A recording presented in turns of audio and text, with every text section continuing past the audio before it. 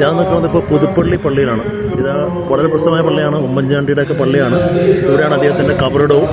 അപ്പോൾ ജസ്റ്റ് ഒന്ന് ചുറ്റിക്കാണാൻ വേണ്ടി വന്നതാണ്. നൂറ്റാണ്ടുകൾ പഴക്കമുള്ള പള്ളിയാണ്. പല പല ജനറേഷൻസ് ഈ പള്ളി കണ്ടിട്ടുണ്ട്. ഇത് തുടങ്ങിയത് ശരിക്കും 16-ാം നൂറ്റാണ്ടിലാണ്. 16-ാം നൂറ്റാണ്ടിൽ ഒരു ചാപ്പലായിട്ട് തുടങ്ങിയതാണ്. സെൻറ്റ് മേരീസിൻ്റെ ഡെഡിക്കേഷനിൽ ഒരു ചാപ്പലായിട്ട് തുടങ്ങിയതാണ്. കൊച്ചുപള്ളിക്കുന്ന് എന്ന സ്ഥലത്തായിരുന്നു അത് സ്ഥിതി ചെയ്തത്.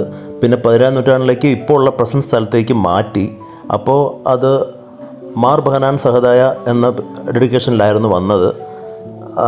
അതും കഴിഞ്ഞിട്ട് 18-ാം നൂറ്റാണ്ടിലേക്കാണ് നമ്മുടെ ഇപ്പോഴത്തെ സെൻറ്റ് ജോർജ് ഓർത്തഡോക്സ് പള്ളി എന്ന പേരിലേക്ക് മാറ്റിയത്, അല്ലെങ്കിൽ വന്നത്, ആ പേരിലേക്ക് വന്നത്. പിന്നെ 2003 ഒരു വലിയൊരു റിനോവേഷൻ നടന്നിട്ടുണ്ടായിരുന്നു.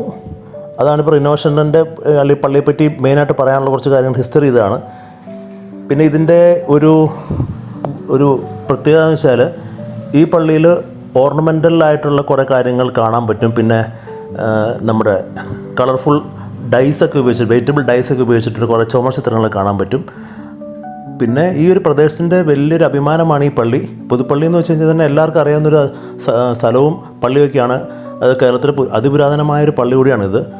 ഇതിന് മുൻവശമായിട്ട് തന്നെ ഒരു ജാക്കോബൈറ്റ് പള്ളിയുണ്ട്. ഇതൊരു ഓർത്തഡോക്സ് പള്ളിയാണ്. ഇവിടുത്തെ ഏറ്റവും വലിയ പെരുന്നാളെന്ന് പറഞ്ഞാൽ മെയ് 7, മെയ് 8 നടക്കുന്നത്. സെൻറ്റ് ജോർജിൻ്റെ ഫീസ്റ്റ് എന്ന രീതിയിൽ അറിയപ്പെടുന്നു. പിന്നെ ഉള്ളത് സെൻറ്റ് സെബാസ്റ്റ്യൻ ഫീസ്റ്റാണ്. ഈ വലിയ പെരുന്നാൾ തുടങ്ങുന്നത് കൊടിയേറ്റ് വെച്ചിട്ടാണ്. കൊടിയേറ്റ് കഴിഞ്ഞ് കഴിഞ്ഞാൽ 10 ദിവസം കഴിഞ്ഞാൽ വിറകടിയിൽ കഴിഞ്ഞാൽ വെച്ചൂട്ട് കഴിഞ്ഞിട്ട് റാസ. അതായത് മൊത്തത്തിൽ ആ ഏരിയകളിൽ ഒരു പ്രൊസഷൻ നടക്കും. അതിപ്പോൾ ഞാൻ ഇന്നത്തെ ദിവസവും കുറേ പള്ളി പെരുന്നാൾ അവിടെ ഉണ്ട്.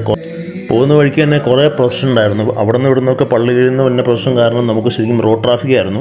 പിന്നെ ഇത് മെയിനായിട്ട് ക്രിസ്ത്യൻ ഏരിയയാണ്. പള്ളി പണിതിരിക്കുന്ന സ്റ്റൈൽ ഒരു ട്രഡീഷണൽ കേരള ആർക്കിടെക്ചർ സ്റ്റൈലാണ്. അത് ബ്ലെൻഡഡ് വിത്ത് ഗോത്തിക് സ്റ്റൈലും ഉണ്ട്. രണ്ടും കൂടിയിട്ടുള്ളൊരു മിക്സാണ് നമുക്കിവിടെ കാണാൻ പറ്റുക. പിന്നെ പള്ളിക്ക് ചുറ്റും ശവക്കോട്ടകൾ ഇഷ്ടം പോലെയുണ്ട്. അപ്പോൾ ഇവിടെ തിരുമേനിമാർ കിടക്കുന്നുണ്ട്. ഈ ശവക്കോട്ടയിൽ കബറിടങ്ങളൊക്കെ ഉണ്ട്. അതിന് തൊട്ടടുത്തായിട്ട് നമ്മുടെ മുൻ മുഖ്യമന്ത്രിയായ ശ്രീ ഉമ്മൻചാണ്ടിയുടെ കബറിടമാണ് ഈ കാണുന്നത്. ഇവിടെ ഇദ്ദേഹം നീതിമാനായിരുന്നു എന്നൊക്കെ പറഞ്ഞ് ഇവിടെ എഴുതി വെച്ചിട്ടുണ്ട്. അപ്പോൾ ഇത് ശരിക്കും ഈ കബറിടം കാണാൻ തന്നെ കുറേ ആളുകളിവിടെ വരുന്നുണ്ടെന്നാണ് കേട്ടത്. കാരണം ഉമ്മൻചാണ്ടി സാർ ഇവിടെ അത്രത്തോളം ഫേമസ് ആണ്, അത്രത്തോളം ജനങ്ങൾക്ക് പ്രിയപ്പെട്ട ഒരു മനുഷ്യനായിരുന്നു. ഇപ്പോഴും അദ്ദേഹത്തിൻ്റെ കബറിടം കാണാൻ വേണ്ടി ആൾക്കാർ വരുന്നുണ്ട്. മലങ്കര ഓർത്തഡോക്സ് സിറിയൻ പള്ളികളിൽ ഏറ്റവും പുരാതനമായ ഒരു പള്ളിയാണിത്. Georgian pilgrim centre of east എന്ന പേരിലും ഈ പള്ളി അറിയപ്പെടുന്നുണ്ട്.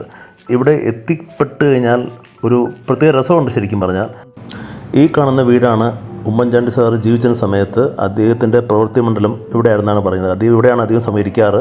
ജനങ്ങളെ കാണാനൊക്കെ ഇരിക്കുന്ന ഈ സ്ഥലത്താണെന്നാണ് എൻ്റെ കൂടെ വന്ന എൻ്റെ സുഹൃത്ത് എന്നോട് പറഞ്ഞു തന്നത്. അതുകൊണ്ടാണ് ഞാനിപ്പോൾ ഈ വീഡിയോ ഷൂട്ട് ചെയ്യുന്നത്. എല്ലാവർക്കും ഒന്ന് കാണാൻ വേണ്ടി കൂടി മാത്രമാണ്.